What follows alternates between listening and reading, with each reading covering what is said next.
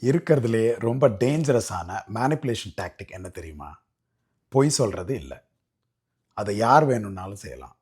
ஆனா, ஆபத்தான மேனிப்புலேட்டர்ஸ் என்ன பண்ணுவாங்க அப்டின்னா, உங்களோட உண்மைய நீங்களே சந்தேகப்படுற மாதிரி உங்கள மாத்துவாங்க.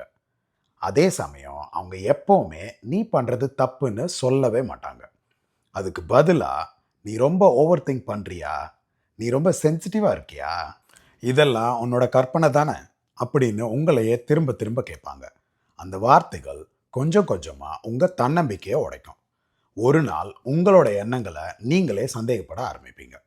உங்களோட நியாயமான உணர்வுகளுக்கே மன்னிப்பும் கேட்பீங்க. கடைசியில அவங்க சொல்றது தான் உண்மைன்னு நீங்களே நம்ப ஆரம்பிச்சுருவீங்க. அதுதான் கேஸ் லைட்டிங். அது உங்க மனச மட்டும் காயப்படுத்தாது. உங்களையே உங்ககிட்ட இருந்து பறிச்சிடும்.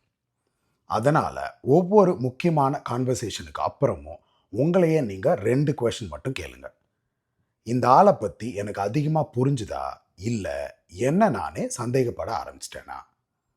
ஒருவேள அந்த சந்திப்புக்கு பிறகு உங்களையே நீங்க சந்தேகப்பட ஆரம்பிச்சா, அதுக்கு பேரு மேனிபுலேஷன். அவங்க யாரா இருந்தாலும் அவங்க கிட்ட இருந்து விலகிடுங்க. உடனே விலகிடுங்க. I'll see you soon.